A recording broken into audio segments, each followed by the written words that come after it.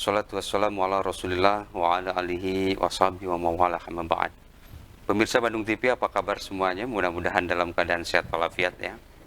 Masih lancar puasanya, kira-kira kita sudah menghadapi hari ke-9 atau juga ada yang ke-10. Artinya sepertiga kita telah menjalani, luar biasa ini. Embun Pagi Islam Memberi Solusi tanggal 20 Maret 2024 hadir kembali di tengah-tengah kita. Seperti biasa, guru kita telah hadir di tengah-tengah kita, makin fresh, makin sehat. Insya Allah kita akan siap menyimak tausiah-tausiah beliau yang menyejukkan kita semua. Apalagi tentu juga di hari ini juga persis tanggal 20 Maret itu hari pengumuman tentang rekapitulasi KPU yang akan disahkan gitu ya. Dan semua masyarakat diminta bersabar, semua masyarakat diminta kuat juga menerima hal-hal yang tentu juga banyak yang tidak sejalan dengan kita. Kita akan coba bahas, sebelum nanti kita ngebahas itu, kita akan coba bahas kita akan coba membawakan sebuah tema bulan Ramadan adalah bulan yang penuh dengan kesabaran. Mangga, silakan. Ya. Iya, Assalamualaikum warahmatullahi wabarakatuh. Alhamdulillah Pak Bung ya. Alhamdulillahirrahmanirrahim. Sepertiga perjalanan pertama. Sepertiga perjalanan pertama. Masya Allah. Insya Allah ya, mudah-mudahan sehat walafiat, walaupun cukup dingin nih. Cukup dingin. Mulai musim kemarau. Dalam Al-Quran itu pahala tanpa barat itu sabar. Masya Allah. Nah, kita dianjurkan dalam Quran itu ikuti kesabaran seperti sabarnya ulul azmi. Nah, jadi kalau ingin tahu siapa nabi yang paling sabar adalah nabi yang ulul azmi. Masya Allah. Ya. Saya sering dulu waktu kecil itu belajar mimin katanya Nabi Muhammad, Nabi Isa, Nabi Musa, ya, kemudian Nabi Nuh, Nabi Ibrahim, dan itu orang-orang yang penuh dengan kesabaran. Nah, bulan Ramadan itu ternyata bulan khusus melatih kita sabar. Yang pertama tentu kalau lihat Al-Quran, innama yufassabirun ajruhum bighairi hisab. Hanya orang yang bersabarlah yang pahalanya tanpa batas. Itu. Surat Az-Zumar ayat ke-10. Jadi sabar memang tidak ada batasnya. Tapi karena kemampuan kita sangat terbatas, sering kita mengungkapkan sabar gak ya batasnya. Sabar. Padahal yang membatasi sabar itu hanya kematian. Masya Allah. Masih hidup harus sabar. Kita masa kecil nih sekolah SMP sabar, masuk SMA sabar, kuliah sabar, nanti beres kuliah cari kerja sabar, nikah nanti sabar lagi menghadapi istri, nanti punya anak sabar menghadapi anak. Ya, Pak Agung tiap hari nganter ya. Masya Allah, luar biasa, Masya Allah. Astagfirullahaladzim. Punya cucu juga tadi. Punya cucu. Jadi anak itu at-turuqu ila jannah, jalan menuju surga. Allahu Akbar. Jadi kalau jalan menuju surga datang dari anak, tidak boleh menyanyiakan anak. Seluruh pengorbanan orang tua untuk anak itu adalah makin lebar jalan ke surga. Dan ini luar biasa. Kalau dihitung materi berapa, waktu berapa. Makanya rata-rata kalau orang tua tanggung jawab sama anak, pasti ada rezekinya. Ada saya ada rezekinya.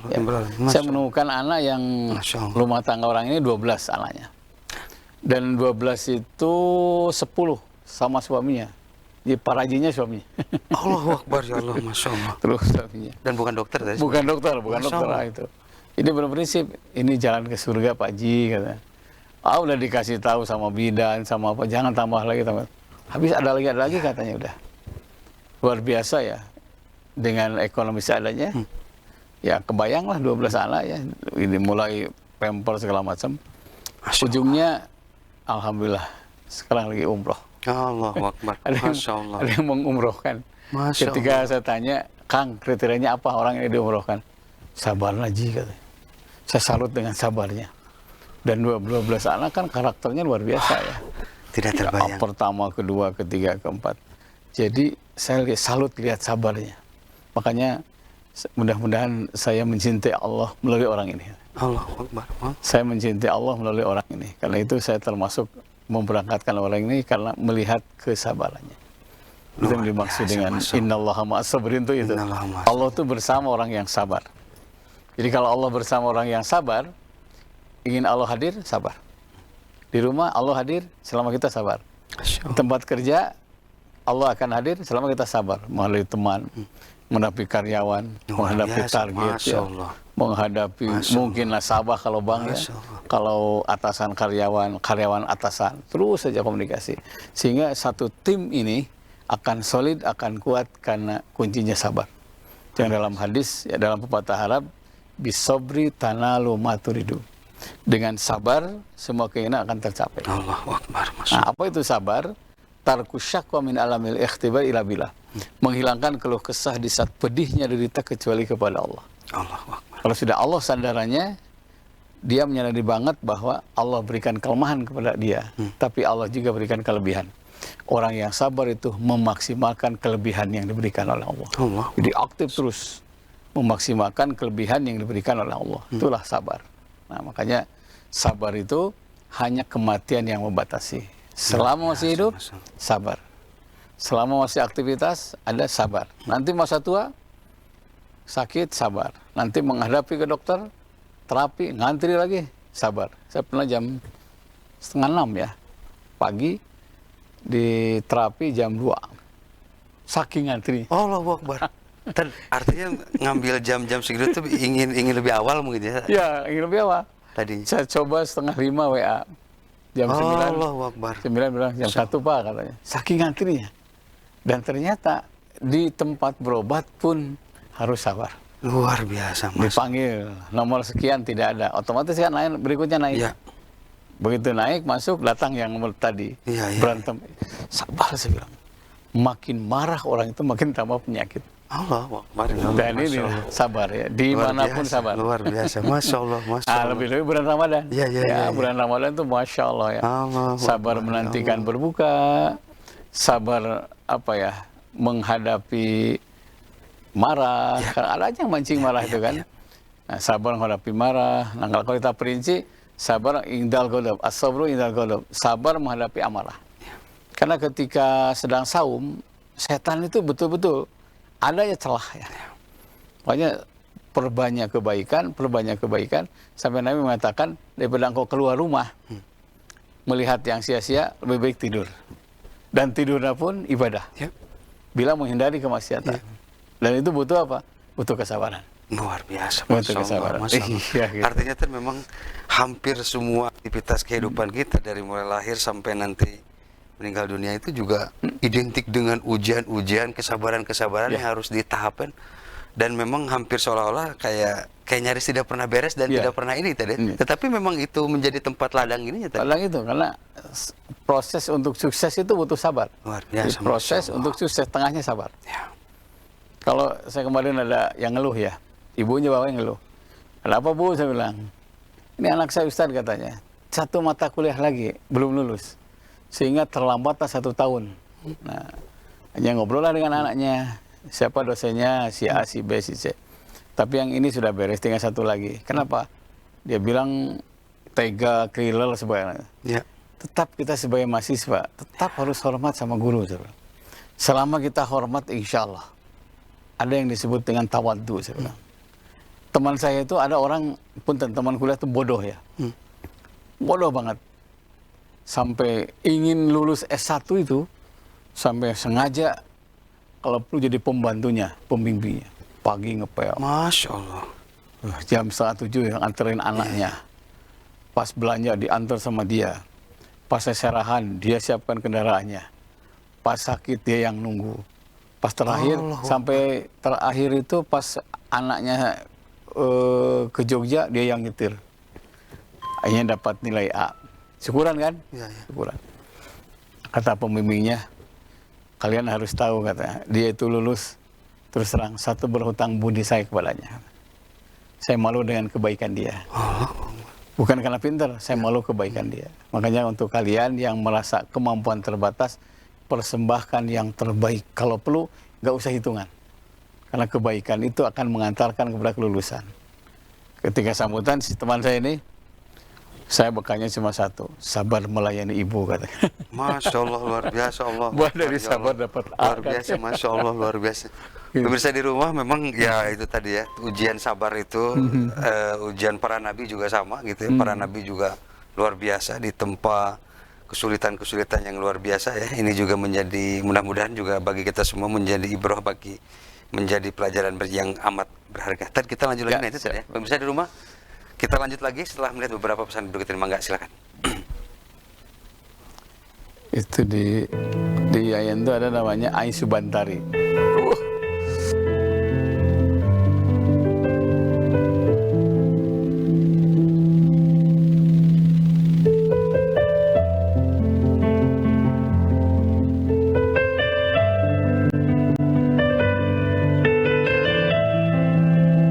Baik, pemirsa di rumah, sebelum kita lanjut, masih di line telepon yang sama di 0227214214 atau di line WA-nya Pak Ustadz 08122116740.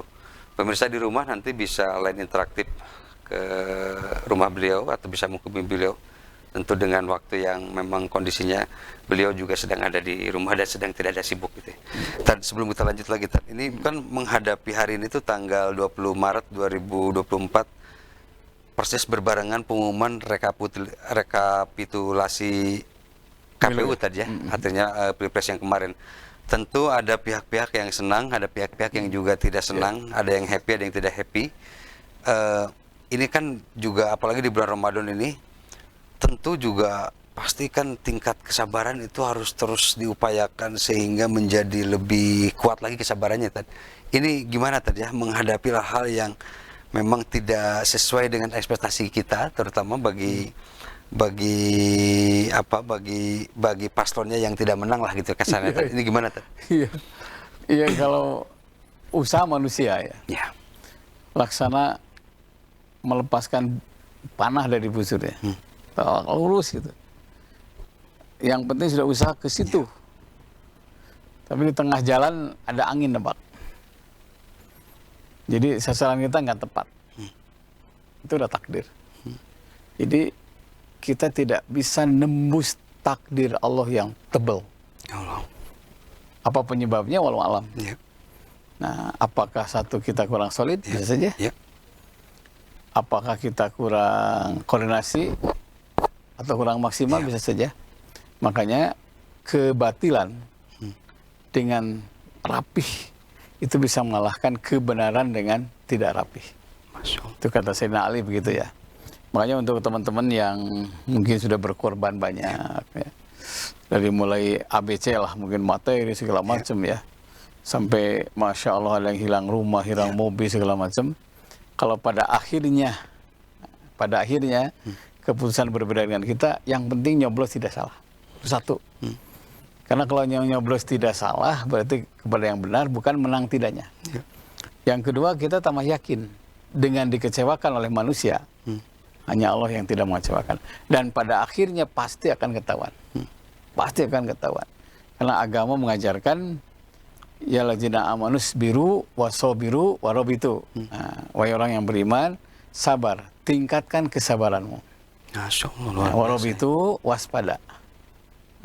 Jadi ada kepentingan yang lebih besar. Sobiru wasobiru, manus biru wasobiru. Tingkatkan kesabaranmu. Itu surat Al-Imran terakhir ya. Jadi ada saat-saat tertentu kita sabar, tingkatkan kesabaran kita. Malah harus ditingkatkan, malah harus lebih di-push lagi tadi. Artinya jangan melemah, jangan terus berjuang. Bersedih itu tadi. Karena pada akhirnya Allah melihat usaha maksimal kita. Yang penting ja'al haq wa zaqal batil, innal batila kana zahuq. Satu saat kebenaran akan datang dan pasti kebenaran akan terungkap. Walau alam kapan. Yang jelas kalau sudah Allah dilibatkan arihatul gaib, itu prosesnya gaib.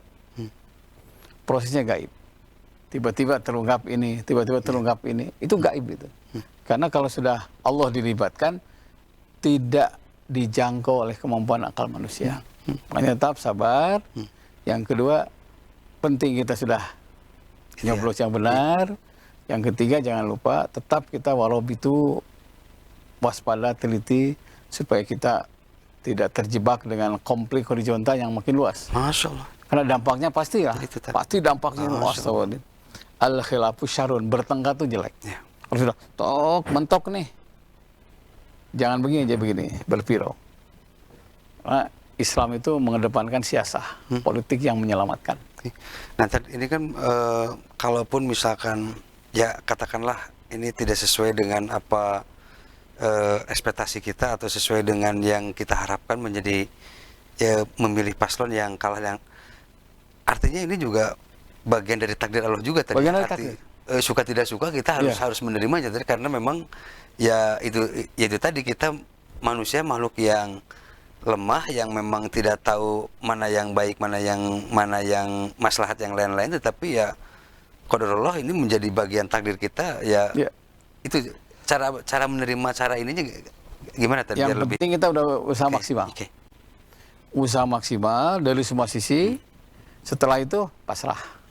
Makanya rukun iman itu kan iman kepada takdir baik dan buruk. Masya Allah. Itu penting itu. Luar biasa, Masya Allah. Udah usaha baik terus, ujungnya merugikan.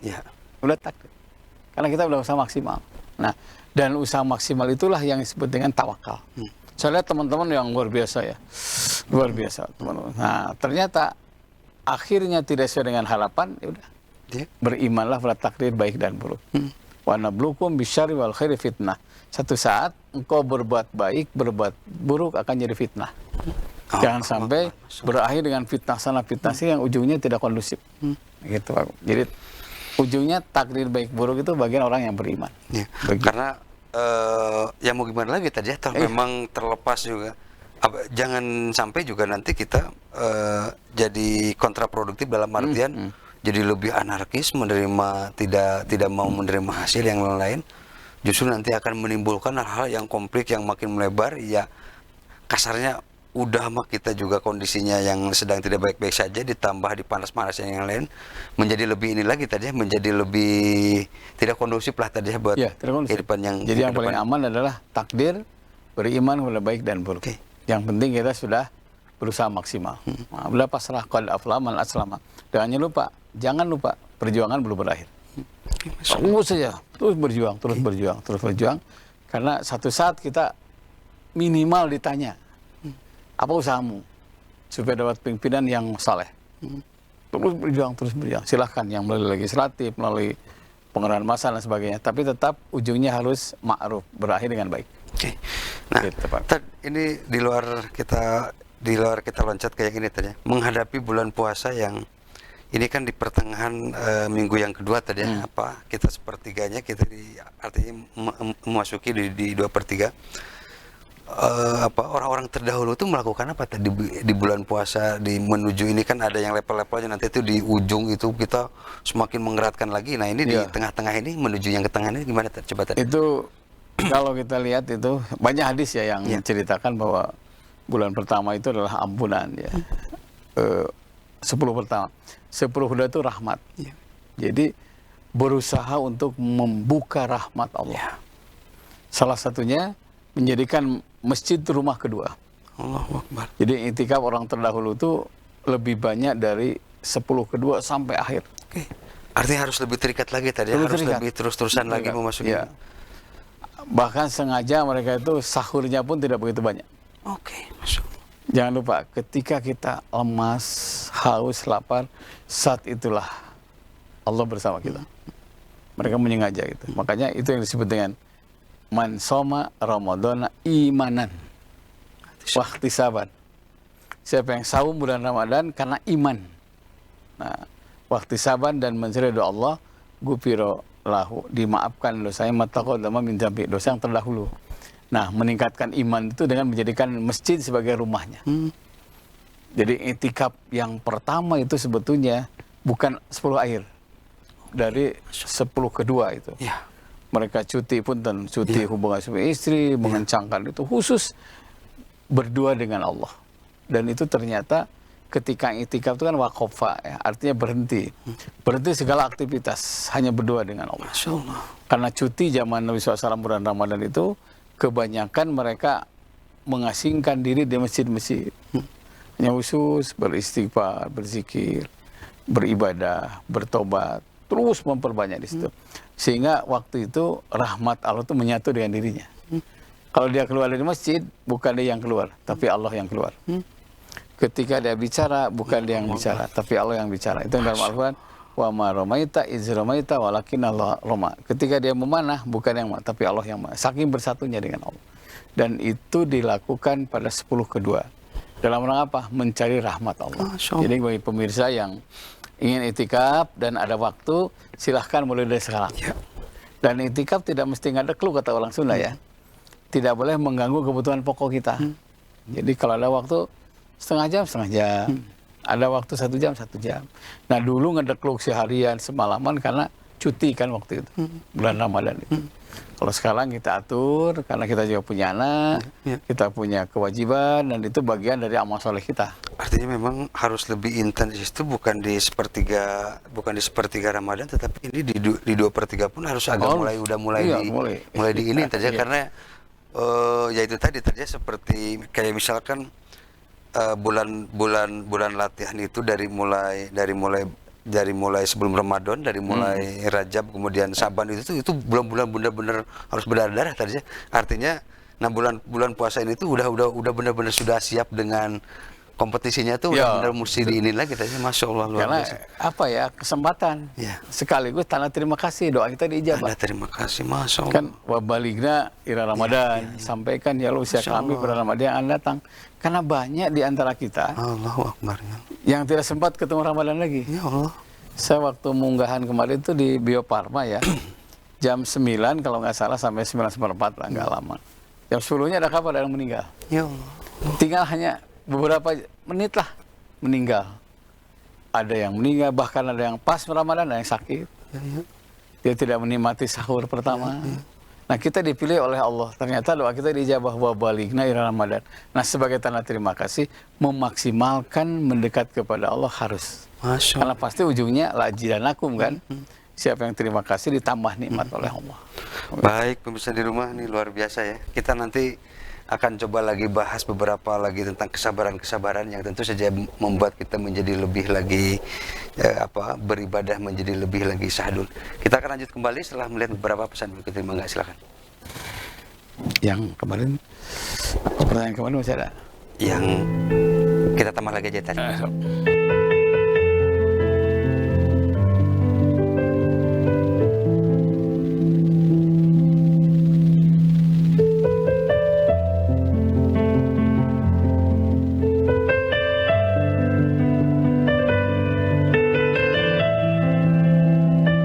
Baik pemirsa di rumah, kita akan lanjut kembali ya. Ini banyak sekali pertanyaan dari netizen kita yang akan kita coba bahas satu-satu dengan Pak Ustadz. Kita akan coba mulai nih. Ini ada yang menanyakan di 973 tadi. Ini kalau berbuka dengan kurma, apakah tidak menyalahi aturan sunnah karena takut ya tidak kurang syar'i lah, kurang berfaedah katanya tadi. Ini gimana Tan? Jadi gini, sebetulnya bukan kurmanya ya. Syar'inya itu berbuka. Oke. Adapun jenis makanannya gue syar'i. Ya. Tidak disunahkan harus makanan apa. Ya. Karena kebetulan di Mekah itu ada kurma, sekaligus Nabi juga menghormati hasil lokal ya, gitu. Para petani lokal, maka seolah-olah itu sunnah Nabi. Kalau tidak ada kurma, kita berbukanya dengan kolak gitu ya. Kalau zaman Nabi ada kolak mungkin sunnah Nabi kolak. Masya Allah. Artinya tadi ini juga nalar kita juga harus menyesuaikan dalam tanda kutip ya. Artinya juga jangan terlalu plek-ketiplek, harus persis sama kayak yang di Arab yang lain-lain tadi. Ya kalau kita tidak menyesuaikan itu ya gimana tadi ya? Adanya agak repot juga tadi. Adanya bala-bala kalau terlepas kurang ini ya nggak jadi masalah. Kalau teman saya bilang begini, kurma sunnah, bala-bala wajib. Masya Allah. Jadi pemirsa bukan kurmanya, berbukanya. Oke. Adapun jenis makanannya gue tidak disyariahkan. Sunnahnya gosok gigi. Alatnya tidak termasuk sunnah, mau siwak, mau apa segala macam gitu ya. Sama dengan kendaraan. Sunnahnya itu kendaraan. Jenis kendaraannya tidak sunnah. Badai mobil, badai onta segala macamnya. Jadi Islam itu ya lentur lah, tidak mempersulit gitu ya. Jadi bagi pemirsa yang sampai merasa tidak sah kurma dengan kolak, dengan bala-bala dan yang lainnya silahkan. Luar biasa Mas. Malah kemarin dengan roti ya. Artinya memang juga termasuk juga menyesuaikan dengan kantong kita masing-masing juga. Betul. Karena kalau semua mengikuti hal-hal yang mesti presisi, mesti persis sama, wah repot juga. Repot. Kita jadi beragama jadi agak lebih berat, kita beragama jadi lebih banyak khawatirnya lah gitu Oke, kita lanjut lagi tadi. Ini di 286 Pak Ustadz, ini kalau taraweh lebih dari 3 rakaat itu sebenarnya dibolehkan tidak kan? Oh, Atau witir karena mungkin ya, witir ya. betul. Jadi gini. Atau juga akan ada juga yang memang 4-4-3 gitu tadi. Ini gimana terkatanya Tad? Jadi kalau tarawih sepakat genap tarawih itu. Witir itu ganjil. Oke. Adapun macam-macam rakaatnya memang luar biasa ya. Ada 8, ada yang 20, ada yang 36, ada yang 60. Konon kabarnya Imam Bukhari tarawihnya 100 ya. Masya Allah. Itu luar biasa. 3. Iya. Allahu Akbar, Masya Allah. Nah tugas kita adalah yang 11 mangga, tapi ulah ngawan-ngawan 23 silahkan, tapi jangan jelekan yang 11. Kita sudah malu lah dengan saling menjelekan, dengan saling memfitnah, merasa paling benar. Kalau lihat hadis Nabi dengan Siti Aisyah itu 11, dengan Sayyidina Umar malah 23. Secara fisik memang Sayyidina Umar lebih kuat. Berarti fisik kita juga menentukan lah. Lagi capek nih Pak Gung, kami 11 saja, masjid sebelah. Capek banget, nah, udah ngambil 2, jadi pada isya 4, nanti menjelang sahur 4 boleh. Nah tarawih itu arrihu ya, artinya apa? Angin yang lembab pelan-pelan. Ya sholat itu tarawih, sholat yang pelan-pelan. Jadi kalau imam cepat itu sampai 23 hanya 7 menit, itu bukan tarawih, namanya sholat cepat ya. Gitu ya. Makanya tugas kita pelan. Maknanya itu macam-macam ya. Ada yang mengatakan pelan dalam arti sambil menghafal Quran. Makanya zaman Nabi tarawih itu tidak berjamaah, karena satu hafalannya berbeda. Yang kedua kondisi fisik beda-beda. Beda dengan petani, buruh panggul beda kan. Nah karena hafalan berbeda, maka masing-masing ada yang 11, 23, biasa saja. Zaman Sayyidina Umar mulai tarawih itu berjamaah. Pertama kali berjamaah tarawih di Madinah sampai sekarang 23 rakaat. Kata Sayyidina Umar, ni'matil bid'ah hadhihi. Inilah bid'ah yang paling nikmat. Jadi tidak semua bid'ah itu dolalah ya, ada bid'ah yang nikmat, salat tarawih berjamaah. Karena itu tugas kita. Di Bandung ada beberapa masjid yang berubah ya, contohnya gini. 11 pada pulang. Lanjutkan 23. Pulang bagus. Itu menunjukkan ilmu berkembang. Karena Rasul ilmi al-mudarah. Puncak ilmu itu toleransi. Makin tinggi keilmuan seseorang, makin toleran dengan siapapun. Luar biasa. Gitu, Tad, kemudian ada yang bilang gini, Tad, katanya ini agak kecenderungan langsung taraweh, ba'da isanya agak nggak terlalu ini. Tapi katanya ada yang bilang bahkan kalau perlu tarawehnya malah nggak diizin, justru ba'da isanya ini yang pahala besar. Coba Tad, gimana Tad? Jadi satu, ba'da isya itu kan berjamaahnya. Pasti jamaah masih banyak. Yang kedua, antara buka dengan isya itu dekat. Kebayang kalau tidak ada taraweh. Ya istilah Sunda katehak. Habis kolok, habis makan, langsung pasti makan semua. Makanya makin banyak gerak ketika taraweh itu insya Allah makin sehat. Nah untuk ini hikmah ini jangan kita sia-siakan. Kalau ba'da isya itu sehatnya lebih terasa, kemudian lebih banyak jamaahnya, ambil ba'da isya. Tapi bukan berarti menghilangkan sholat sunat yang lain di malam hari. Kayak tadi malam saya jam 2 udah bangun ya, ini udah baca Quran segala macam, udah kita sholat. Kalau kebetulan witir sudah, ya kita ambil sholat tahajud tanpa witir. Kayak di Mekah gitu kan, 20 sampai jam 11, kemudian jam 1 tadarus sampai jam 1 tahajud. Tambah lagi. Tambah tahajud, 8, witir 3, jadi 31. Tapi jamaah sudah biasa, nggak ikut lah. Pada pulang nggak ada masalah. Berarti mereka mengakui heterogen jumlah rakaat. Cuman ini tadi ya, kalau orang yang nonis atau non-Islam melihat perjuangan para umat muslim yang berpuasa, kemudian ada tarawih, kemudian ada tadarus, kemudian juga ditambah lagi sholat, pasti agak terheran tadi ya. Kok bisa gitu tadi ya? Udah kurang makan, kurang tidur, kurang gizi juga, kurang yang lain-lain juga. Masih makan juga ala kadarnya yang lain-lain. Tetapi kayak seolah dia melihat gila ya, ini kapan ininya gitu tadi. Kayak nggak pernah lemah, justru kayak makin seger, padahal itu kurang tidur, justru kayak makin yakin orang-orang muslim ini ya. Ini apa, ada tanggapan ya tadi kalau seperti itu, gimana tadi? Saya malah dulu teman satu rumah itu Islam Kristen ya. Cerita banyak itu. Gila ya untuk Tuhannya katanya. Nah itu tadi, itu sampai bener-bener intens banget gitu tadi, intens gitu tadi. Gila untuk Tuhannya dia berkorban, sudah zakat, infak, sedekah. Masya Allah. Ya saya jawabnya bingung waktu itu ya. Jadi Nabi itu gini, kalau engkau ingin tahu ada Nabi setelah aku yang pantas Uwais Al-Qarni. Satu, terkenal itu kayak orang gila katanya. Kalau sudah zikir itu terus saja. Itu yang kata Nabi. Belum berzikir seseorang sebelum orang yang lain menyebut kamu orang gila. Allahu Akbar. Masya Allah. Itu tuh. Masya Allah. Nah, Masya Allah. kemudian yang kedua, dia itu kalau sudah berkorban katanya, kalau sudah berkorban, itu lebih gila lagi. Sampai mau berbuka saja dia hanya dengan air demi orang lain. Oke.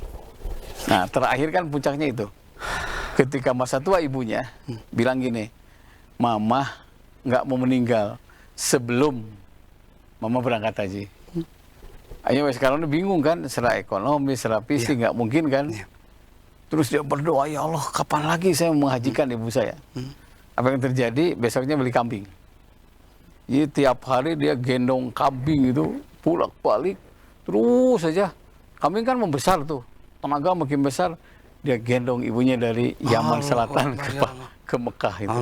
Sampai orang ketika gendong kambing kan nggak bisa tuh ya. Sebelum engkau belum beramal soleh, sampai orang lain itu menjadi orang aneh. Nyebut dia orang aneh. Patu bali goroba, berbahagialah yang orang aneh itu. Allahu Akbar. Jadi ya, ternyata, Masya Allah, Allahu Akbar. Ya memang ini juga di luar jangkauan ini tadi ya. Kayak seolah yang kayak nggak mungkin aja sebenarnya. Mungkin. Dan ternyata berhasil. Dan Uwais Al-Qarni itu yang dititipi salam dariku, kata Nabi, karena tidak sempat berjumpa dengan Nabi, tapi Nabi mengenal Uwais Al-Qarni. Oke. Sampai sahabat-sahabat lagi ngumpul di Madinah, kalau kau ketemu dengan Uwais Al-Qarni, tolong minta doa kepadanya. Sayyidina Umar kan kaget. Wah, orang mana ya gitu kan ya? Kenapa tidak terkenal kan? ini. Iya, makanya tidak terkenal di bumi katanya, tapi sangat dikenal di kalangan para nabi. Allahu Akbar. Itu yang gendong ibunya itu. Dari Yaman kalau nggak salah itu sampai ke Mekah ke Madinah. Dan ngegendong itu nggak pakai motor lagi, nggak pakai bojol enggak. Jadi benar-benar jalan kaki tadi. Jalan kaki. Nah, kan cerita-cerita di Muslim itu selalu identik dengan hal-hal yang kemustahilan gitu. Banyak hal-hal yang hampir mustahil, termasuk juga perjuangan Palestina yang sekarang juga masih terus diinvasi gitu ya, di tengah kondisi morat-marit yang lain-lain. Ini kenapa tadi ya? Ada hikmah apa? Ada pesan apa kan? Bahwa seolah-olah penderitaan umat Muslim yang lain-lain itu selalu dikuatkan dengan hal bahwa akan ada pertolongan dan akan ada pertolongan. Coba ini gimana tadi? Dan memang ya Pak Gu ya, pertolongan itu tidak langsung cekdor gitu ya, tidak langsung.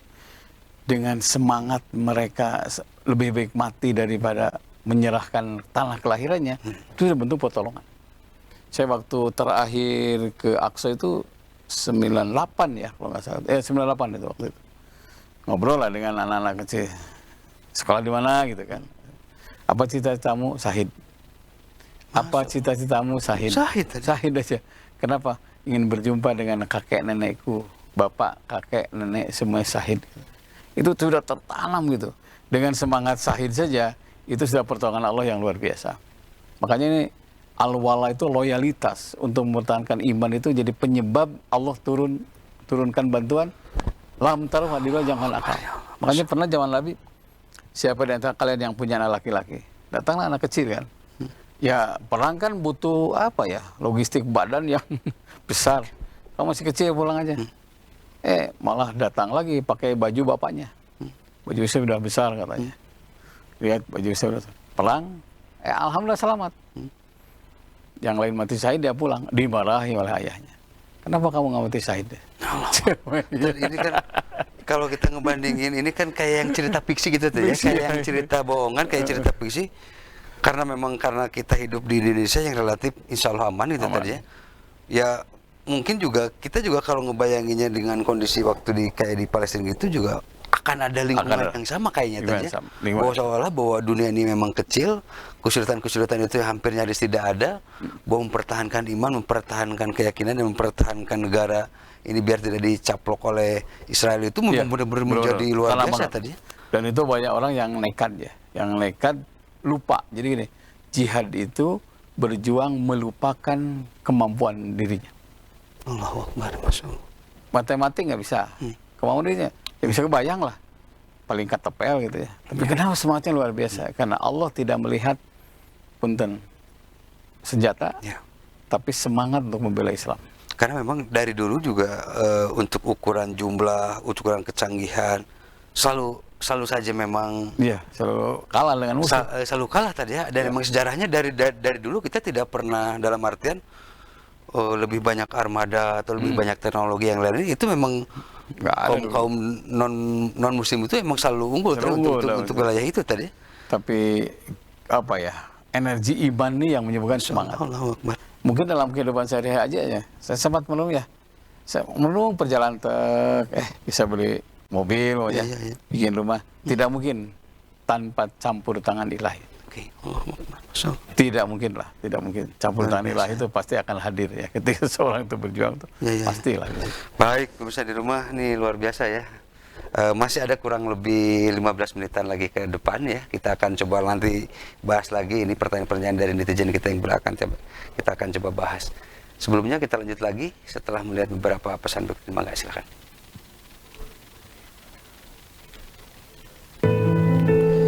Insyaallah luar biasa.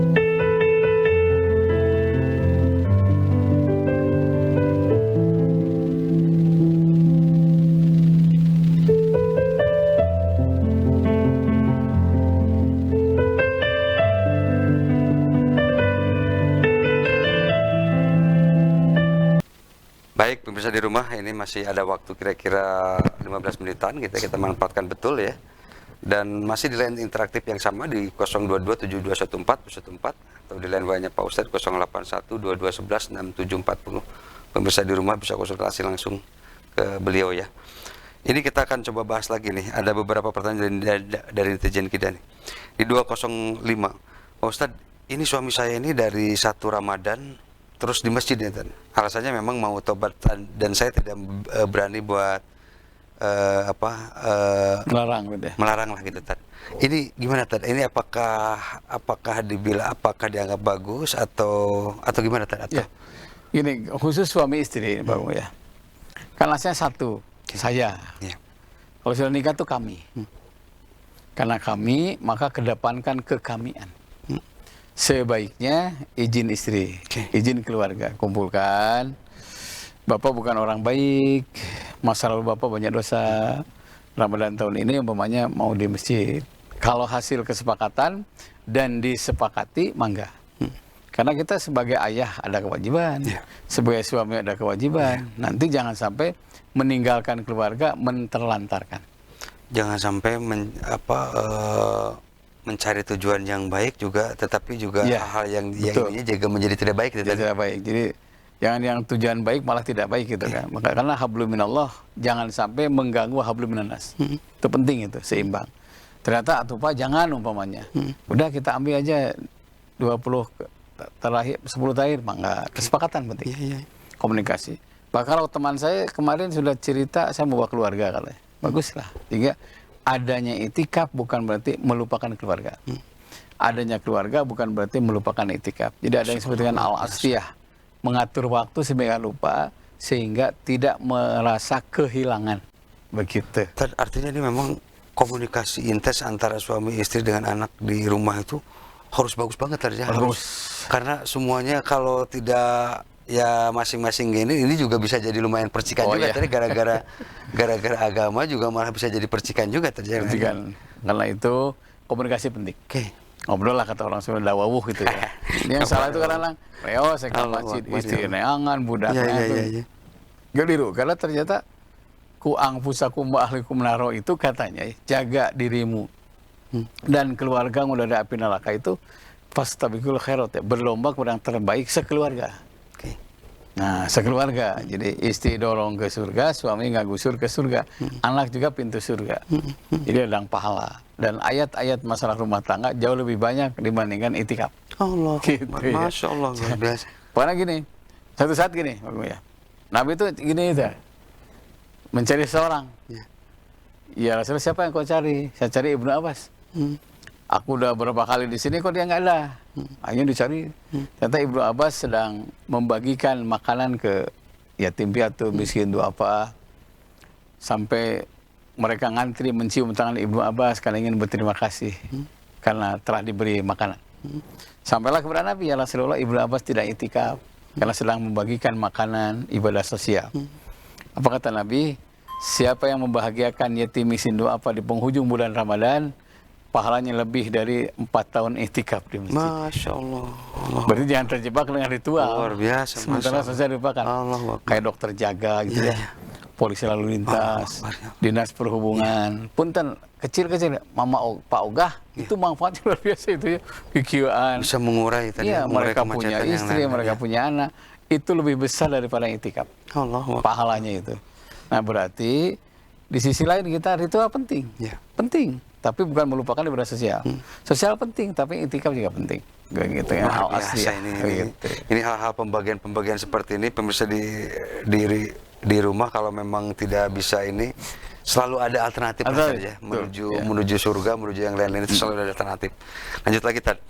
Ini di 241, gimana sih Pak Ustadz katanya tidur yang dinilai ibadah itu katanya, karena takutnya malah kebablasan, karena takutnya juga bulan Ramadan itu benar-benar malah lebih banyak tidurnya, malah memang di satu sisi mengurangi hal-hal yang sia-sia, tetapi juga malah lebih banyak tidurnya gitu tadi. Ini gimana Tad? Ya tidur yang sepakatnya adalah qailulah, bukan kuantitas tapi kualitas. Saya coba nih, kemarin tuh tetap agak ngantuk saya bilang ini entar lagi asal, oh ini setan saya bilang. Itu ya. Setelah asal nggak boleh juga kan, udah saya baca Quran gini, lengut seetik, ya udah, karena kualitas tuh penting, bukan kuantitas.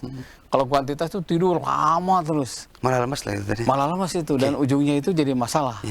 Satu, kata Nabi kan gini, orang tuh akan keras hatinya, sulit menerima kebaikan orang lain. Dua, terlalu banyak makan, terlalu banyak tidur. Kalau sudah jago HS, itu sulit menerima kebaikan. Makanya kualitas bukan kuantitas. Ternyata itu bukan rukun lagi. Jadi bukan rukun tidur itu. Kalau nggak ngantuk jangan paksakan. Rumusnya buru-buru nggak bisa. Jadi tidur yang nilainya ibadah itu tidur yang mencegah berbuat yang tidak baik. Oke, luar biasa ini yang dapat mencegah, artinya juga jangan juga dijadwalkan dalam tertentu ya, karena kalau dijadwalkan dalam tertentu nanti nggak ngantuk pun jadi seolah-olah kayak ini kayaknya harus tidur. Padahal itu juga jadi ya, karena Islam itu harus produktif. Ya. Memang luar biasa ya, karena Islam harus produktif, jangan sampai rezeki hilang karena tidur. Allahu Akbar, Masya Allah. Makanya yang jaga toko kan yang paling ngantuk gitu. Sampai ini sudah mencegah hal yang tidak baik, sampai jaga rezeki juga tidak hilang. Bagus ya gitu. Jadi tidur yang mencegah hal-hal yang sia-sia itu yang nilainya ibadah. Oke, luar biasa nih. Lanjut lagi Tad. Ini, nah di 275 Tad ada lagi ini, kalau tadarus katanya Tad ya, tahun ini kami lebih kepada memahami Al-Quran atau lebih kepada menginiin kepada pemahaman. Jadi sudah tidak lagi ke hatam, lebih tidak lagi ke hatamnya. Nah ini apakah ini juga baik, atau ini peningkatan atau penurunan, atau gimana katanya? Jadi siapa yang baca, dia paham, dia amalkan, seperti buah jeruk. Di perut gitu harum, dimakan enak. Siapa yang baca tapi nggak tahu artinya, seperti buah kurma, tidak harum tapi ada manfaatnya. Masih agak mending lah. Siapa yang mendengarkan Al-Quran seperti buah paria, pahit tapi ada manfaatnya. Jadi dari paria ke kurma, dari kurma ke jeruk. Itu peningkatan. Makanya ketika tahun lalu kita banyak hatam pokoknya. Bukan berarti jelek, bukan ya. Tahun berikutnya supaya ada pencerahan, karena orang tuh kalau sudah baca tahu artinya. Itu diharapkan ada perubahan tingkah laku. Dia terjemahkan apa yang dia baca itu dalam tingkah lakunya. Makanya ketika Siti Aisyah ditanya, apa akhlak Rasul? Khuluqur Rasul Al-Quran. Akhlak Rasul Al-Quran. Dan Nabi itu seperti Al-Quran yang berjalan. Saking tidak bergeser satu inci pun dari ketetapan Al-Quran. Wa ma yantiqu anil hawa in huwa illa wahyu yuha. Tidak bicara kecuali dibimbing oleh wahyu. Nah, untuk jadi Quran sebagai nasihat, sebagai pedoman hidup, butuh pencerahan. Nah, pencerahan itu akan datang bila memahami apa yang kita baca. Nah, kalau sudah paham, diamalkan, jadi pagar hidup. Begitu Pak. Dan ini juga termasuk juga harus ngajinya, harus juga ada guru, ada yang lain-lain. Jangan sendiri, jangan menginterpretasikan juga sendiri karena juga bisa agak bahaya juga tadi. Bahaya, makanya nggak cukup dengan Ustadz Google. Nah itu Masya Allah luar biasa ini. Datangkan nih hari ini di satu masjid gini, Tad apa sih kita ini DKM, Pak DKM apa program hari ini? Kita akan membahas ayat-ayat haji gitu. Karena jamaah haji ada yang berangkat tahun ini. Itu tadarus. Itu tadarus yang terbaik itu sesuai dengan tema dan masalah yang kita hadapi. Ayat-ayat nikah, karena di komplek itu ada yang pernikahan anaknya. Bagus itu. Jadi setiap Ramadan ada program tersusun sehingga makin sering ketemu Ramadan semakin banyak ilmu yang kita dapat. Ya, bukan berarti juga memang terlepas ilmu itu bisa didapatkan dari mana, tetapi memang alangkah lebih baiknya kalau kita memang punya guru ya. Juga memang kalau jadi YouTubiah yang lain-lain juga takutnya kita jadi agak repot gitu tadi ya, karena juga tidak ada dialog juga secara langsung gitu juga. Dan memang ya beda lah kalau orang punya guru, punya ini tertentu juga nanti akan lebih terarah lagi, dia jadi lebih ini tadi. Saya waktu pertama ke Madinah itu bagus ya, cari masjid Imam Bukhari. Karena wah luar biasa beliau itu. Gurunya banyak. Gurunya banyak. Satu saat ada hadis di satu tempat ya. Beliau datang ke situ. Ternyata orang yang punya hadis itu lagi ngasih makan ayam. Gitu-gitu terus. Tapi yang digini itu bukan apa beras, tapi pasir. Balik lagi. Dia pembohong. Hadisnya doib. Saking apiknya luar biasa ya, Masya Allah ya. Bohong sana. Di sana pasti goreng sana. Ayamnya nipu. Allah Akbar ya Allah. Itu kayak saking apik yang di Pembohor itu. Beliau itu 400 lebih ya ulama besar guru-gurunya. Makanya cari ilmu yang banyak, bukan hanya satu orang. Karena nanti Ustadz A bagus, bukan berarti Ustadz B jelek. Iya. Ustadz B jelek, bukan berarti Ustadz C jelek. Ya. Ambil kelebihannya, oh ini kelebihannya. Gitu kan. Dan semua guru juga pasti juga tidak ada yang sempurna seperti zaman Nabi gitu ya. Artinya kita juga jangan juga lantas justifikasi atau menghakimi kalau ada yang kurang dikit langsung dijudge, kemudian juga nggak mau ngaji lagi juga tidak boleh gitu juga ya. Karena memang ya hal-hal yang sebagai manusia biasa juga, ulama juga manusia biasa, waris para nabi. Pasti ada hal-hal yang memang agak di luar ini gitu. Kita juga jangan lantas menghakimi yang lain tadi. Baik. Satu lagi sebelum terakhir tadi ini ini gimana tadi katanya ya, kalau zikir itu dikeraskan misalkan dengan ada ya komando, kalau misalkan tarawih itu solu terus sunatan tarawih jamiah, hal-hal yang kayak gitu itu gimana tadi? Takut mengganggu atau dianggap dibenarkan gimana tadi? Ada istilah moroki ya, biasanya juga solu sunat tarawih itu tergantung kearifan lokal, ke hasil musyawarah bersama. Di kita kadang-kadang pakai, kadang-kadang tidak ya. Karena sudah tahu niat awal dari rumah itu taraweh, hanya diperkuat. Taraweh, dua-dua, pas terakhir kita sholat witir. Itu dibenarkan bila hasil kesepakatan. Yang kedua masalah zikir, Ibnu Abbas pernah ditanya, apa ada Rasul di masjid? Kata Ibnu Abbas ada. Kenapa? Saya mendengar suara zikirnya. Jadi kadang-kadang tertentu kapan zikir dikeraskan, kapan zikir dalam hati. Makanya dibagi dua, ada zikir keras, zikir pelan-pelan. Nah tugas kita adalah bagi di masjid yang sering dikeraskan hasil kesepakatan, tetap kita hormati. Karena bagian dari untuk mengharmoniskan komunikasi antar jamaah. Karena kadang-kadang kita lupa ya, kalau dia usolin namanya. Lupa rokaat ini, apa rokaat ini gitu kan. Kalau diingatkan langsung diwakilkan. Begitu Pak. Artinya memang hal-hal itu juga ya semua kesepakatan. biar ya intinya kan jangan berantem yang lainnya gitu, karena juga tidak baik apalagi bulan-bulan yang seperti ini. Wow, hawa nafsu lagi besar-besarnya, di percikan-percikan gitu harus mesti dikurangi.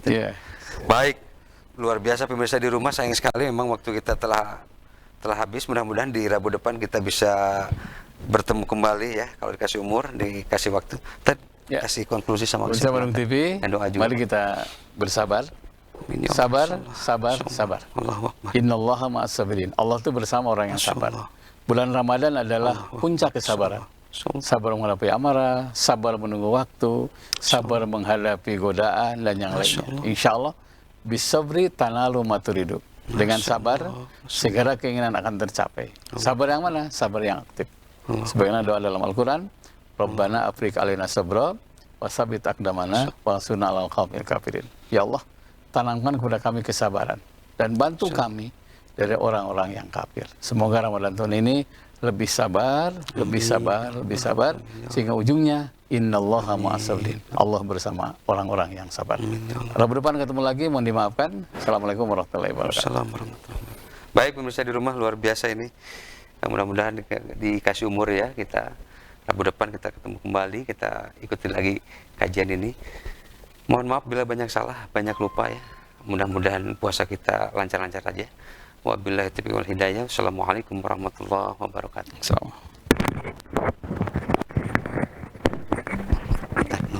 Siap. Biasa. Pak.